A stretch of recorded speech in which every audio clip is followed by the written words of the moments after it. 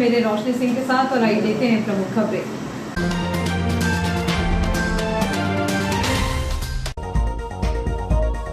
तालाब के नाम पर की जा रही खुदाई को रुकवाने ग्राम पंचायत ने सौंपा एसडीएम को ज्ञापन। नगर कांग्रेस ने मनाया स्थापना दिवस, भोजन और मिष्ठान का किया वितरण। अमृत स्टेशन में शामिल होगा इटारसी, दूसरी जगह शिफ्ट होगा माल गोदाम। ठंड कम होने से नहीं हो रही गेहूं के फसल की ग्रोथ, किसान चिंतित। तेज धूप से बेअसर हो रही ठंड, पौधों के विकास के लिए किसान कर रहे महंगी दवा का छिड़काव। ईंट भट्टा संचालकों की दादागिरी, तहसीलदार के आदेश की अवहेलना कर किसान की फसल पर जेसीबी चलाकर कच्ची सड़क का निर्माण किया। सीएमओ ने रामपुर थाना प्रभारी को एफआईआर दर्ज करने लिखा पत्र। अब नगर पालिका के मेहरा घाट जल संयंत्र पर चोरी का प्रयास, 3 की हुई पहचान। और अब खबरें विस्तार से। जनवरी का महीना शुरू होने वाला है, लेकिन दिन में हो रही तेज धूप के कारण ठंड बेअसर हो रही है, जिसका विपरीत असर गेहूं की फसल पर पड़ रहा है। ठंड कम होने से पौधों की ग्रोथ नहीं होने के साथ पीले पड़ रहे हैं। ग्रोथ रुकने से किसान चिंतित नजर आ रहे हैं, क्योंकि पौधों का विकास नहीं हुआ तो निश्चित ही इसका असर उत्पादन पर पड़ेगा। शीत ऋतु में दिसंबर और जनवरी के महीने ही सबसे अधिक ठंड के माने जाते हैं। पिछले वर्ष दिसंबर माह में कड़ाके की ठंड से जहां जनजीवन प्रभावित होने लगा था, वहीं इस बार दिसंबर माह में ठंड का बिल्कुल असर नहीं दिख रहा है। हालांकि 2-3 दिनों से ज़रूर ठंड कुछ बढ़ी है, लेकिन इतनी अधिक ठंड नहीं पड़ी है जितनी गेहूं के फसल को विकास के लिए आवश्यक है। गेहूं की बोनी 1 माह पहले ही हो चुकी है, लेकिन खेतों पर पौधे अभी भी छोटे छोटे हैं। जिस तरह दिसंबर माह में फसल लहलहानी चाहिए, वैसी रौनक नहीं देखी जा रही है। इसका कारण किसान ठंड कम होना बता रहे हैं। किसानों की माने तो ठंड पड़ने से गेहूं के पौधों का विकास तेजी से होता है, लेकिन दिसंबर माह बीतने को है, तेज ठंड का असर बिल्कुल नहीं है। दिन में हो रही तेज धूप और बार बार मौसम में आ रहे बदलाव के चलते पौधों का विकास तो रुक ही गया है, साथ ही पौधों में पीलापन आने लगा है। पौधों का पीला होना रोग की ओर संकेत करता है। क्षेत्र के किसानों की माने तो कई सालों बाद ऐसा हुआ है जब दिसंबर माह में ठंड का असर काफ़ी कम है। दिन में हो रही तेज धूप के कारण ठंड का असर नहीं दिख रहा है। हालांकि रात के तापमान में गिरावट आई है, लेकिन इतनी भी ठंड नहीं आई है जो गेहूं की फसल के लिए फायदेमंद हो। ठंड नहीं पड़ने के कारण ही पौधे पीले होकर रोग से ग्रसित हो रहे हैं। बताया जा रहा है कि पौधों की ग्रोथ के लिए किसान टॉनिक का छिड़काव करने के साथ ही दीमक, महू और फंगस को नष्ट करने दवाओं का छिड़काव कर रहे हैं। महंगी दवाओं के बाद भी पौधों पर उनका कोई असर नहीं हो रहा है। किसानों की माने तो अच्छी फसल होती है और प्राकृतिक आपदा नहीं आए तो प्रति एकड़ लगभग 17 क्विंटल गेहूं का उत्पादन होता है। पिछले वर्ष अच्छा उत्पादन होने से किसानों को लाभ भी हुआ था, लेकिन इस बार पौधों का विकास रुकने से किसान चिंतित है। किसानों की माने तो इसी प्रकार ठंड रही तो पौधों का विकास नहीं होगा, ऐसे में निश्चित ही उत्पादन प्रभावित हो सकता है। किसानों द्वारा आशंका जताई जा रही है कि 4 से 5 क्विंटल प्रति एकड़ उत्पादन प्रभावित हो सकता है। इस संबंध में जब केसला खुर्द निवासी किसान संदीप यादव से बातचीत की गई तो उन्होंने कहा कि दिसंबर माह में ठंड नहीं पड़ने से पौधों में ग्रोथ नहीं हो रही है। दवाओं का छिड़काव करने के बाद भी पौधों में ऐसी हरियाली नहीं आ रही है जितनी होनी चाहिए। पौधे भी कमज़ोर हो रहे हैं, जिससे उत्पादन प्रभावित हो सकता है। इसी प्रकार जुझारपुर निवासी किसान दिनेश महतो के अनुसार गेहूं के विकास के लिए ठंड ज़रूरी है।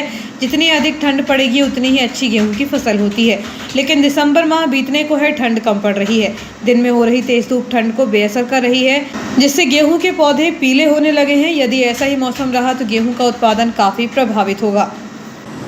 भारतीय राष्ट्रीय कांग्रेस के स्थापना दिवस के अवसर पर नगर कांग्रेस के तत्वावधान में कांग्रेस जनों ने स्थापना दिवस मनाया। सुबह सभी कांग्रेस जनों ने गांधी स्टेडियम में स्थित राष्ट्रपिता महात्मा गांधी की प्रतिमा पर माल्यार्पण कर पुष्पांजलि अर्पित की। प्रदेश कांग्रेस प्रवक्ता राजकुमार केलू उपाध्याय ने कांग्रेस को त्याग और बलिदान की परिपाटी वाला संगठन बताया। प्रदेश युवा कांग्रेस सचिव मयूर जायसवाल ने कहा कि युवाओं का भविष्य कांग्रेस ही सुरक्षित रख सकती है। प्रदेश प्रवक्ता युवा कांग्रेस कुफरान अंसारी ने कहा कि देश में मोहब्बत और भाईचारे का पैगाम भारत जोड़ो यात्रा के माध्यम से राहुल गांधी व कांग्रेस के कार्यकर्ता दे रहे हैं। विधानसभा अध्यक्ष युवा कांग्रेस गोल्डी वैस ने महात्मा गांधी की विचारधारा पर चलने की आवश्यकता की बात कही। युवा कांग्रेस नेता बाबू हिमांशु अग्रवाल ने कहा कि कांग्रेस के इतिहास ने यह सिद्ध किया है कि कांग्रेस त्याग, तपस्या, बलिदान वाली पार्टी है। पूर्व पार्षद मुन्ना सिद्दीकी ने कहा कि देश में सभी धर्मों वर्गों का सम्मान कांग्रेस ने किया। यह अमन भाईचारे का संदेश देने व कार्य करने वाली पार्टी है। रात्रि 9 बजे रेलवे स्टेशन पर सभी कांग्रेस जनों ने नगर कांग्रेस के द्वारा इटारसी रोटी बैंक के माध्यम से भोजन व मिष्ठान वितरित किया। इस अवसर पर विजय बाबू चौधरी, सुरेश मालवीय, प्रदेश महामंत्री अल्पसंख्यक विभाग, लाली सरूजा, रामशंकर सोनकर, राजेंद्र तोमर, शेख रमजान, अंटू भाटिया, राहुल दुबे, विक्रमादित्य तिवारी, सतीश वैश्य, सौम्य दुबे, नीरज राठौर सहित अनेक कांग्रेस जन उपस्थित थे।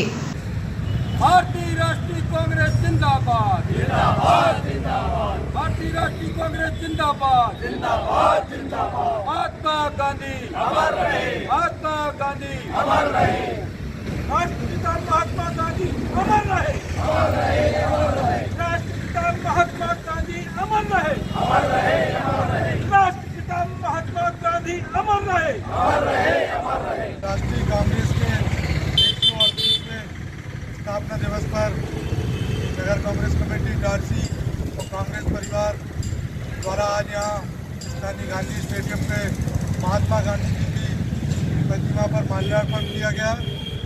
यह वो 138 साल पूर्व गठित कांग्रेस पार्टी का संगठन है जो कि त्याग, बलिदान और आज़ादी की लड़ाई में जिसने अपने कई साथियों को खोया है, और यह शौर्य, बलिदान और नफरत को मिटाने वाली पार्टी है।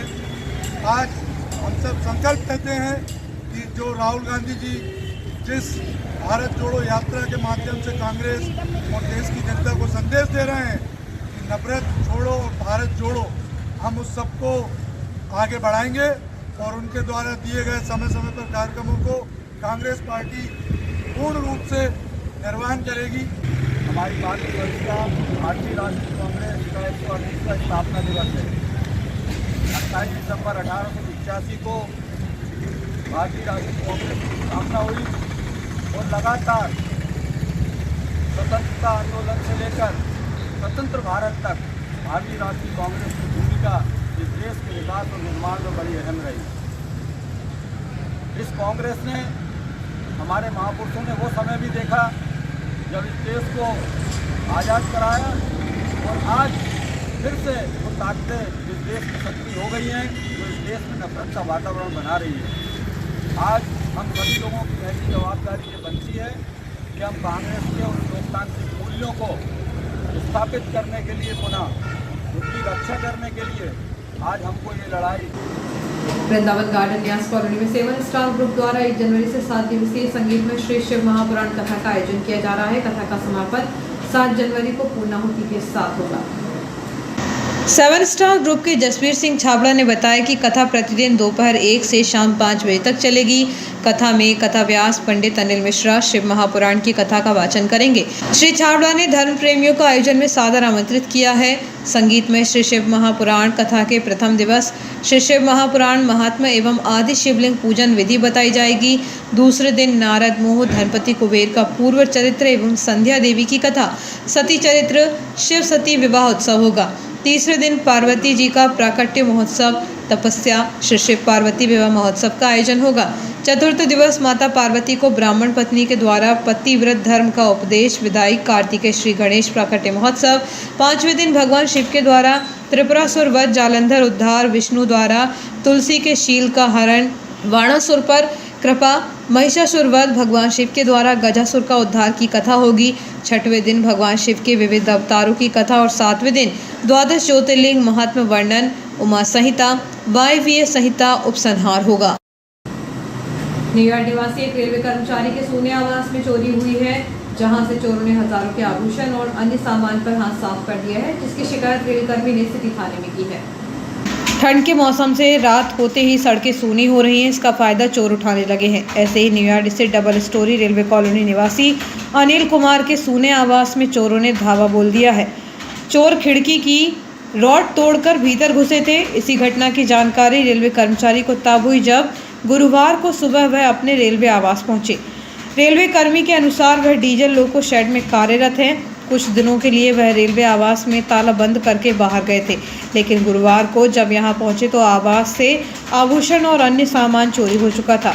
रेलकर्मी के अनुसार लगभग 85,000 के आभूषण थे, जिन पर चोरों ने हाथ साफ कर दिया है। इस घटना की शिकायत सिटी थाने में करने के बाद पुलिस ने घटनास्थल का मौका मुआयना किया। हालांकि चोरों के संबंध में पुलिस अब तक कोई सुराग नहीं जुटा सकी है। हमारा नाम है मेरा, मैं गांव पर गया था, गमी हो गया था, सभी बच्चों को गांव लेके गया। घटना गई, मेरे घर में चोरी हो गई, खिड़की तोड़कर और 80-85 हज़ार के गहने ले गए, कुछ सामान ले गए। मैं पुलिस को सूचना दी 100 नंबर। प्रशासन से यही चाहता है कि जो हुआ हमारा मिल। भोपाल मंडल का सबसे बड़ा रेलवे जंक्शन अब अमृत स्टेशन की श्रेणी में शामिल होगा। इसके लिए जल्द ही रीडेवलपमेंट की कवायद शुरू होगी। माल गोदाम को भी शिफ्ट करने की अंतिम तैयारी है। जगह का निर्धारण हो चुका है। यह बात इटारसी जंक्शन के औचक निरीक्षण करने पहुंची सीनियर डीसीएम प्रियंका दीक्षित ने कही। रेलवे जंक्शन इटारसी के खानपान स्टॉलों पर अनियमितताओं की शिकायत मिलने से भोपाल मंडल के अधिकारी औचक निरीक्षण कर रहे हैं। गुरुवार को सीनियर डीसीएम प्रियंका दीक्षित ने इटारसी पहुंचकर खानपान स्टॉलों सहित विभिन्न विभागों का निरीक्षण किया। खानपान स्टॉलों में जाकर गुणवत्ता की जांच की तो सफाई व्यवस्था का भी जायजा लिया। औचक निरीक्षण के दौरान मामूली खामियां मिलने पर व्यवस्थाओं को दुरुस्त करने के निर्देश दिए। इसके अलावा रेलवे जंक्शन पर संचालित आरक्षण कार्यालय, टिकट कार्यालय और माल गोदाम पर पहुंचकर जायजा लिया। इस दौरान जब सीनियर डीसीएम प्रियंका दीक्षित से बातचीत की गई तो उन्होंने कहा कि औचक निरीक्षण करने से वास्तविकता का पता चलता है। निरीक्षण के दौरान काफ़ी कुछ सुधार मिला है। उन्होंने कहा कि इटारसी रेलवे जंक्शन भोपाल मंडल का सबसे बड़ा रेलवे जंक्शन है। हाल ही में केंद्र सरकार द्वारा अमृत स्टेशन योजना चलाई गई है। इसके अंतर्गत प्रमुख रेलवे जंक्शनों को चिन्हित किया जा रहा है। इनमें इटारसी रेलवे जंक्शन को भी अमृत स्टेशन की श्रेणी में लिया गया है। रेलवे जंक्शन का उन्नयन कार्य जल्द ही होगा। इस दौरान उन्होंने यह भी कहा कि माल गोदाम क्षेत्र में पॉल्यूशन कंट्रोल करने की दिशा में भी काम किया जा रहा है। हालांकि माल गोदाम की शिफ्टिंग होनी है। अंतिम सर्वे के बाद जगह का निर्धारण किया जा चुका है। समय आने पर माल गोदाम को भी दूसरी जगह शिफ्ट किया जाएगा। जैसे कि आप देख रहे हैं और विजिबली इम्पैक्ट है। आप अपने मुंह से बताएं तो ज़्यादा अच्छा रहेगा। क्या आपको यहाँ सफाई में और केटरिंग व्यवस्थाओं में कुछ इम्प्रूवमेंट लगा? बेहतर है। तो ये सरप्राइज निरीक्षण का उद्देश्य यही होता है कि जो ये सारी सुविधाएं हैं जो हम पैसेंजर एमिनिटीज़ के लिए हम डेडिकेटेड हैं, उसमें निरंतर दिन प्रतिदिन और अच्छा स्टैंडर्ड्स जो है अच्छे करते जाएं। और ये इसीलिए सरप्राइज इंस्पेक्शंस करते हैं ताकि जो चीज़ें हम इस तरह से पकड़ सकते हैं वो हम कई बार हम लोग बता के हमारा प्रोग्राम पता चल जाता है। तो ये चीज़ें कई बार ऐसा होता है, हमेशा ज़रूरी नहीं। आइडिया उद्देश्य बस यही है और कुछ नहीं। पूरे इटारसी देखिए पूरे रेलवे का ही है तो बहुत सारी चीज़ें हैं। मैं बुकिंग की तरफ गई थी, गुड्स की तरफ गई। हमारा इस टाइम पे लोडिंग काफ़ी अच्छी चल रही है। हमने लास्ट ईयर के कंपैरिजन में इसी ईयर हम काफ़ी ज़्यादा अहेड हो चुके हैं। हम 40% से अहेड चल रहे हैं अपनी अर्निंग में, हमारी लोडिंग में। तो ऑब्वियसली इटारसी माल गोदाम हमको बहुत सारी अर्निंग देता है। तो वहाँ पे और हम सुविधाओं का जो हमारा वर्क सैंक्शन हो चुके हैं उनका जायज़ा लेने के लिए आपने भी देखा होगा कि डस्ट प्रोटेक्शन के लिए वॉल बन रही है ताकि जो डस्ट है वो बाहर की तरफ ना जाए। तो बस यही सारे उद्देश्य थे कि सारी चीज़ों का एक बार निरीक्षण कर लिया जाए, उनका जायज़ा ले लिया जाए कि आज का स्टेटस कैसा है। शिफ्टिंग का प्लान है। रेलवे अपना खुद का सर्वे हो चुका है। रेलवे एडवांस स्टेज में है शिफ्टिंग के लिए, वर्क भी उसका बन चुका है। तो शिफ्टिंग का प्लान है। दूसरा ये है कि जो आपने रीडेवलपमेंट के लिए पूछा, इटारसी एक बहुत बड़ा जंक्शन पॉइंट है। यहाँ पे सुविधाओं में नित और उन्नयन के लिए इसको रीडेवलपमेंट और आज की डेट में हम अगर देखें तो इसी हफ्ते एक भारत सरकार की अमृत स्टेशन योजना जो है वो लॉन्च हुई है और इटारसी स्टेशन हमने चुना हुआ है अमृत स्टेशन के डेवलपमेंट में। जो स्टेशन को हम नामित कर रहे हैं तो भोपाल मंडल में कई स्टेशन को हमने चुना है, उसमें इटारसी स्टेशन भी शामिल है। तो बहुत ही जल्दी आपको यहाँ पर बहुत सारे चेंजेस दिखाई देंगे और ये भारत सरकार माननीय प्रधानमंत्री जी का जो अमृत भारत का संकल्प है और तो हम सब भी उसके लिए प्रतिबद्ध हैं और जल्द ही मतलब बहुत जल्दी आपको इसमें चेंजेस जो है विजिबल चेंजेस दिखाई देना शुरू। डीआरएम साहब, जीएम साहब और हम सभी पूरी टीम जो है उसके लिए अलर्ट पे हैं। हम लोग अपने तरीके से अपने लेवल पे हम लोगों ने जो हमारे कई व्हाट्सएप ग्रुप्स हैं एम्प्लॉयज़ से कनेक्ट होते हैं, एम्प्लॉयज़ को भी इन्फॉर्म करके रखा है कि हम लोग पहले क्या करना चाहिए अपने स्तर पे भी हम खुद को भी कंट्रोल में रखें, जो हम लोग प्रिकॉशंस ले सकते हैं वो लें। और रही बात जो आप ये बात कर रहे हैं कि संसाधनों की, तो उसमें हम लोग कटिबद्ध हैं, जो भी ज़रूरत पड़ेगी उसके हिसाब से सब लोग तैयार हैं। जैसी ज़रूरत पड़ेगी तुरंत उसके ऊपर कार्यवाही होगी और बिल्कुल जो दूसरे हॉस्पिटल के साथ लाइजनिंग है और सारी है, वो लाइजनिंग ऑलरेडी है, इन प्रोसेस हो जाएगी जैसे ही। बट हम बिल्कुल ये नहीं चाहते कि इस तरह का कोई वेव आए, सब कंट्रोल सिचुएशन रहे, हम बस यही चाहते हैं। और आपके माध्यम से सभी लिसनर्स को विश रेलवे की तरफ से नववर्ष की बहुत बहुत शुभकामनाएं। सभी के लिए साल बहुत अच्छा हो। नगरपालिका परिषद के मेराघाट तवा नदी पर स्थित जल संयंत्र स्टेशन पर चोरी का प्रयास हुआ है। यहां बीती रात 3 चोरों ने नगरपालिका की संपत्ति को चुराने का प्रयास किया। इस दौरान नगरपालिका कर्मचारियों की नजर उन पर पड़ी तो उन्हें रोका, जिस पर उनके बीच विवाद हो गया। अंधेरे का फायदा उठाकर चोर वहां से भाग गए। चोरों की पहचान नगरपालिका कर्मचारियों ने कर ली है। रामपुर थाना प्रभारी को पत्र लिखकर आरोपियों के विरुद्ध एफआईआर दर्ज करने का आग्रह किया है। नगरपालिका अध्यक्ष पंकज चौरे द्वारा भी लगातार हो रही चोरी की घटनाओं को लेकर एसडीओपी महेंद्र सिंह चौहान से चर्चा की गई और उन दोनों घटनाओं की एफआईआर दर्ज कराने का आग्रह किया है। नगरपालिका सीएमओ हेमेश्वरी पटले ने बताया कि जल कार्य कर्मचारियों ने बताया कि पांजरा गांव निवासी देवेंद्र मुन्ना, देवराज मिनोरवले और रोहित तुलसीराम द्वारा चोरी करने का प्रयास किया गया। तीनों के विरुद्ध एफआईआर दर्ज करने का पत्र दिया गया। मालूम हो कि इससे पहले जनता स्कूल में नगरपालिका परिषद की पानी की टंकी से पाइप काटकर उसे चोरी करने के इरादे से घुसे 3 बदमाशों को नगरपालिका के कर्मचारियों ने पकड़ लिया था। तीनों को रंगे हाथों पकड़ने के बाद उन्हें पुलिस के सुपुर्द कर दिया गया था। समीपस्थ ग्राम पंचायत पीपल ढाना में एक निजी खेत पर किए गए 20 फीट गहरे उत्खनन के मामले में ग्राम पंचायत द्वारा संभावित दुर्घटना की आशंका को देखते हुए एसडीएम को आवेदन भेजा है। उत्खनन को लेकर भूमि मालिक द्वारा पंचायत से कोई एनओसी भी नहीं ली गई है। तालाब के नाम पर मिट्टी का उत्खनन कर उसे बेचने का काम जोरों पर चल रहा है। तालाब निर्माण की अनुमति को लेकर आदिवासी विकास खंड केसला के अंतर्गत आने वाली ग्राम पंचायतों में बाढ़ सी आ गई है। दरअसल यहाँ रेलवे का फ्लाईओवर निर्माण कार्य किया जा रहा है, जिसके लिए भारी मात्रा में मिट्टी और मुरम की आवश्यकता है। ऐसे में खनन माफिया सक्रिय हैं। सामान्य रूप से उत्खनन और परिवहन की अनुमति नहीं मिलने के कारण तालाब खुदाई के नाम पर अनुमति लेकर मिट्टी बेचने का कारोबार जमकर चल रहा है। यह खेल केसला सुक्तवा ऑर्डिनेंस फैक्ट्री रोड के किनारे करखा जामई जमानी के साथ ही पीपल ढाना में चल रहा है। पीपल ढाना ग्राम पंचायत के अंतर्गत सहनावाज बैग की जमीन पर तालाब उत्खनन की अनुमति लेकर ठेकेदार अनुभव अग्रवाल द्वारा उत्खनन कार्य किया गया। यहाँ तालाब के नाम पर किए गए उत्खनन से आसपास के किसान चिंतित होने लगे हैं। ग्राम पंचायत भी इस उत्खनन पर रोक लगवाने के लिए गंभीर हो चुकी है। ठेकेदार द्वारा किए जा रहे उत्खनन को रोकने के लिए ग्राम पंचायत द्वारा एसडीएम मदन सिंह रघुवंशी को आवेदन दिया गया है। देखा जाए तो पैसा एक्ट के तहत ग्राम सभा से अनुमति लेनी चाहिए थी, लेकिन ठेकेदार एवं जमीन मालिक ने ग्राम पंचायत से भी एनओसी नहीं ली। बड़े रकबे पर लगभग 20 फीट गहरी खुदाई की गई है, जिसे देखते हुए ग्राम पंचायत ने हादसे की आशंका का हवाला देते हुए काम को बंद कराने की मांग की है। इस संबंध में जब ग्राम सचिव मनीष राजपूत एवं ग्राम सरपंच लक्ष्मी ठाकुर से बातचीत की गई तो उन्होंने कहा कि भूमि मालिक ने ग्राम पंचायत से एनओसी नहीं ली है। इसके अलावा काफ़ी गहरी खुदाई से यहाँ मवेशियों के गिरने की घटनाएं हो सकती हैं, जिससे उनकी जान को भी खतरा है। इसकी शिकायत एसडीएम से की गई है। इस संबंध में जब एसडीएम मदन सिंह रघुवंशी से बातचीत की गई तो उन्होंने कहा कि ग्राम पंचायत द्वारा शिकायत की गई है कि निर्धारित से अधिक गहरा उत्खनन कार्य किया जा रहा है। इसकी जांच के लिए तहसीलदार को निर्देश दिए गए हैं।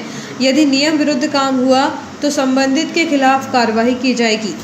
कई सालों से अब तक शहर का विस्तार हुआ है, इसके साथ ही आबादी भी निरंतर बढ़ती जा रही है, जिसका स्पष्ट असर सुबह से ही सड़कों पर दिखाई देने लगता है। शहर की अधिकांश सड़कों पर दिन भर के दौरान यातायात का दबाव इतना बढ़ जाता है कि अचानक जाम की स्थिति लग जाती है, जिससे राहगीरों को और वाहन चालकों को करीब 15 मिनट से आधे घंटे तक परेशान होना पड़ता है और वे अपने आवश्यक कार्यों के लिए विलंब से पहुंचते हैं। शहर में बढ़ती यातायात व्यवस्था को दुरुस्त देखते हुए प्रशासन एवं यातायात पुलिस टीम की सड़कों पर यातायात व्यवस्था बनाने के लिए कुछ कारगर कदम उठाने होंगे, ताकि आए दिन लगने वाले जाम की स्थिति से परेशान होने वाले राहगीरों को आसानी से आवागमन करने की व्यवस्था दिलाई जा सके। शहर में बढ़ती हुई आबादी के साथ ही ट्रैफिक वॉल्यूम भी बढ़ा है, जिसका दुष्प्रभाव आए दिन भर में कई मरतबा विभिन्न सड़कों पर लगने वाले जाम के रूप में दिखाई देने लगे हैं। इतना ही नहीं, पहले तो प्रशासन की गाड़ियों के साथ ही इमरजेंसी सेवा में लगी एम्बुलेंस के लिए सड़कों पर आसानी से आवागमन करने की व्यवस्था मिल जाती थी, लेकिन बीते कुछ समय में देखने में आया है कि मरीजों को लेकर सड़कों पर जा रही एम्बुलेंस लेकर प्रशासनिक अधिकारियों तक के वाहन जाम में फंसने के कारण यातायात एक बड़ी अव्यवस्था के रूप में सामने आ रहा है। यातायात की इस बढ़ती अव्यवस्था को सुधारने के लिए जल्द ही कोई स्थायी विकल्प निकालना चाहिए ताकि शहरवासी सड़कों पर आसानी से आवागमन कर सके और समय पर अपने कार्यों के लिए गंतव्य स्थानों तक पहुंच सके। शहर के गांधी स्टेडियम में 1 जनवरी से होने वाली अखिल भारतीय महात्मा गांधी स्मृति हॉकी प्रतियोगिता को ट्रॉफी का अनावरण, जिला हॉकी संघ के कार्यालय का उद्घाटन और हॉकी फीडर सेंटर के बच्चों को खेल सामग्री का वितरण 30 दिसंबर को शाम 4 बजे से गांधी स्टेडियम में होगा। जिला हॉकी संघ के अध्यक्ष प्रशांत जैन और सचिव कन्हैया गुरियानी ने बताया कि कार्यक्रम में विधायक डॉक्टर सीताचरण शर्मा मुख्य अतिथि रहेंगे। बता दें कि नगरपालिका परिषद के तत्वावधान में जिला हॉकी संघ द्वारा आयोजित अखिल भारतीय महात्मा गांधी स्मृति हॉकी प्रतियोगिता 1 से 8 जनवरी तक गांधी स्टेडियम में खेली जाएगी। प्रतियोगिता की तैयारियां अंतिम चरण में हैं। नगरपालिका परिषद के अध्यक्ष पंकज चौरे और मुख्य नगरपालिका अधिकारी हिमेश्वरी पटले ने प्रतियोगिता की तैयारियों का जायजा लिया। नर्मदापुरम जनपद सीईओ ने जिले की सबसे बड़ी ग्राम पंचायत मेहरागांव ग्राम पंचायत पहुंचकर यहां प्रधानमंत्री आवासों का जायजा लिया। उन्होंने ग्रामीणों की समस्याओं को सुनकर उनका निराकरण कराने का आश्वासन दिया है। न्यूयॉर्क मेहरागांव पंचायत के अंतर्गत आने वाले प्रधानमंत्री आवास योजना के निर्माणाधीन आवासों का नर्मदापुरम ब्लॉक सीईओ हेमंत सूत्रकार ने देखा एवं लोगों की समस्या सुनी। इंदिरानगर में 18 लाख से स्वीकृत नाले का भी निरीक्षण किया एवं ग्राम पंचायत साकेत, मोहारी, आमूपुरा आदि पंचायतों का दौरा किया।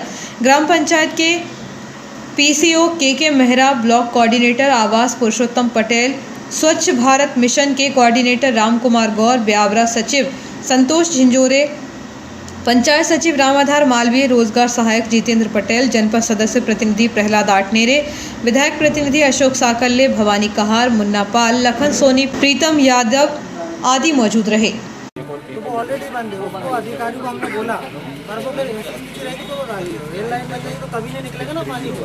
उसको हम आपके लेटर लिख के रेलवे को दीजिए ना। वैसे अभी हम वार्ड नंबर 14 में यहाँ खड़े हुए हैं। इंदिरा नगर क्षेत्र है ये, और यहाँ समस्या जल निकासी की है। ज़्यादातर जो खाली प्लॉट हैं उनमें जल भराव की शिकायत लोगों ने की है। बारिश के मौसम में खासकर यहाँ गंदा पानी जो है लोगों के घरों में भरता है, और उसकी वजह ये है कि जो आवास या मकान रिहायशी बनाए गए हैं जी, उनको इस तरह से बनाया गया है कि उनको पानी का निकास नहीं हो पा रहा है। तो अभी जहाँ तक मैंने एक शासनादेश देखा है जिसमें जिला पंचायत की टाइट फंड की राशि से 15 वित्त की ये नया नाला 18 लाख की राशि से स्वीकृत हो गया है जी, और इसके निर्माण की प्रक्रिया जो आगे टेंडर या जो भी है ठेकेदार के लिए वो प्रक्रिया जारी है जी। तो ये काम भी जल्दी से पूरा होगा। हाँ, जो भी अधूरे काम हैं या जो राशि जारी हो चुकी है उनका प्रयास है कि सारे काम जो है शीघ्र से शीघ्र कंप्लीट हो, उनके पूर्णता प्रमाण पत्र पंचायत के द्वारा और सक्षम अधिकारियों द्वारा जारी किए जाए। 39 का टारगेट पे हाँ प्रधानमंत्री आवास का इस वर्ष में है। कुछ ऐसे आवास जो अपूर्ण हैं, किसी वजह से जो है उनका काम बंद है या कुछ विलम्ब से काम शुरुआत की उन लोगों ने, तो उनके पूर्णता के प्रयास में हम लोग आज यहाँ निरीक्षण किया एक आवास का, और जो विलम्ब से काम करें उनको समझाइश दी गई, और जो मकान जियोटैग की स्थिति में है सेकंड किस्त या थर्ड किस्त के लिए उनकी जियोटैग भी हमारे साथ में जो पंचायत जो ब्लॉक समन्वयक हैं प्रधानमंत्री आवास योजना के, उनके द्वारा पटेल साहब। शहर से 15 किलोमीटर दूर ग्राम मरोड़ा में ईंट भट्टा संचालक विजय मालवी ने अपनी दबंगई दिखाते हुए खेत में लगी फसल को हटाकर कच्ची सड़क का निर्माण कर दिया है, जबकि नायब तहसीलदार ने कुछ और ही आदेश दिए थे, जिसकी अवहेलना करते हुए विजय मालवी ने खेत में लगी कद्दू की फसल को जेसीबी से हटवाकर मुरब्ब से सड़क का निर्माण कर दिया। पीड़ित किसान रानू राय ने सिविल न्यायालय में लिखित आवेदन पेश कर न्यायालय की गुहार लगाई है।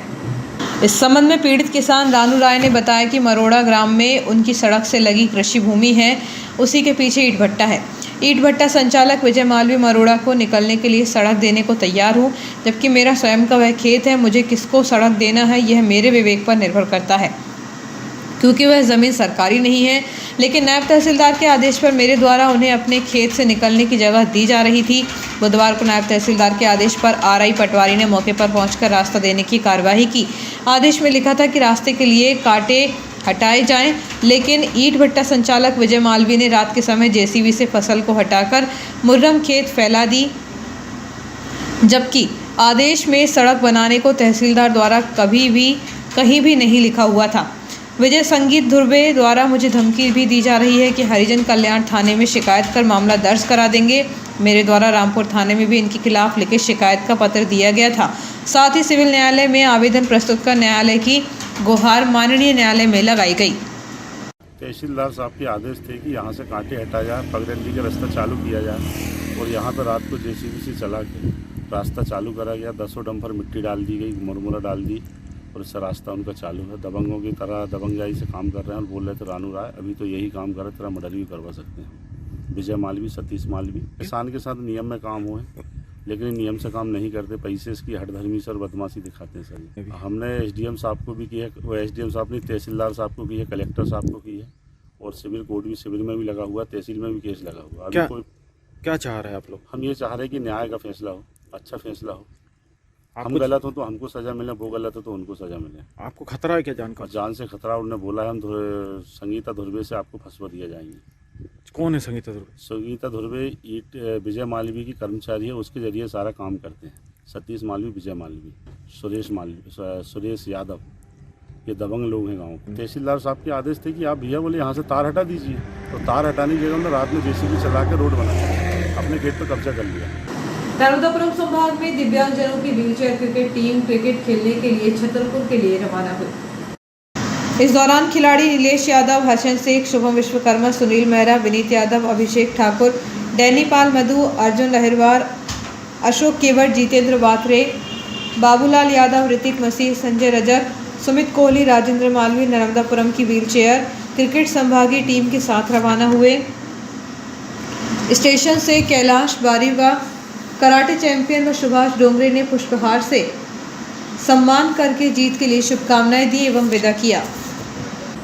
ओडिशा के भुवनेश्वर में खेली जा रही क्वालिफायर्स खेलो इंडिया यूथ गेम्स 2022 में मध्य प्रदेश की पुरुष एवं महिलाओं की टीमें फाइनल में पहुंच गई हैं। पुरुष टीम ने सेमीफाइनल में झारखंड को 5-3 से और महिला टीम ने ओडिशा को 2-0 से हराया है। टीम के कोच देवकी नंदन कुशवाहा ने भुवनेश्वर से दी जानकारी में बताया कि सेमीफाइनल में अब पुरुष हॉकी टीम ने 5वें मिनट में पेनल्टी कॉर्नर में पहला गोल किया। टीम के जमीर मोहम्मद ने पेनल्टी कॉर्नर को गोल में बदला। इसके बाद झारखंड ने ताबड़तोड़ आक्रमण करके 3 गोल दाग दिए और टीम 3-1 से आगे चल रही थी। मध्य प्रदेश की टीम को 50वें मिनट में मौका मिला और टीम के श्रेयस धुपे ने पेनल्टी कॉर्नर को गोल में बदला। 52वें मिनट में फिर एक पेनल्टी कॉर्नर मिला जिसे अंकित पाल ने गोल में बदला। 54वें मिनट में श्रेयस धुपे ने शानदार मैदानी गोल किया और 59वें मिनट में मोहम्मद जैद खान ने 5वां मैदानी गोल करके टीम की जीत सुनिश्चित कर दी। शहर के अलग अलग स्थानों से पुलिस ने 4 आरोपियों को धारदार हथियार के साथ गिरफ्तार किया है। वह किसी वारदात को अंजाम देने की फिराक में थे। शहर में अपराधियों के हौसले दिन पर दिन और बुलंद होते जा रहे हैं। यही वजह है कि वह दिन दहाड़े छुरा लेकर वारदात को अंजाम देने से भी पीछे नहीं हटते। हालांकि पुलिस ऐसे अपराधियों की धरपकड़ के लिए अलर्ट है। पुलिस ने 7वीं लाइन निवासी राहुल भदौरिया को बस स्टैंड क्षेत्र से छुरे के साथ गिरफ्तार किया है। इसी प्रकार नाला मोहल्ला निवासी 21 वर्षीय राहुल खरे को बोर्डिंग स्कूल नाला मोहल्ला से हिरासत में लिया है। इसके पास से भी छुरा बरामद हुआ है। वहीं पुरानी इटारसी स्थित पटेल मोहल्ला निवासी 20 वर्षीय अमित डोंगरे उर्फ डोमा को वार्ड नंबर 4 से पुलिस ने बालाजी मंदिर के पास राजीव गांधी चौराहे से गिरफ्तार किया है। बताया जा रहा है कि उक्त सभी आरोपी अलग अलग स्थानों पर छुरा लेकर घूमते पाए गए हैं। पुलिस ने आरोपियों के खिलाफ प्रकरण दर्ज कर कार्रवाई शुरू कर दी है। और आइए देखते हैं प्रमुख खबरें एक बार फिर।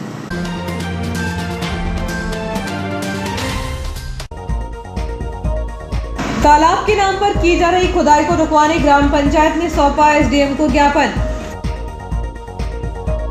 नगर कांग्रेस ने मनाया स्थापना दिवस, भोजन और मिष्ठान का किया वितरण।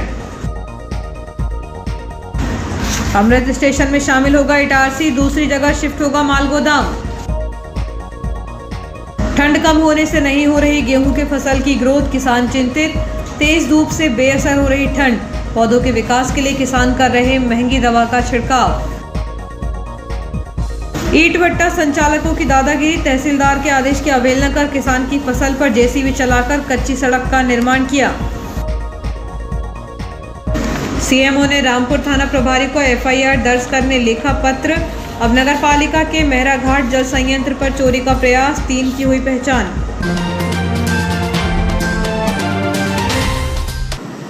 इस बुलेटिन में इतना ही, आगे दीजिए, नमस्कार।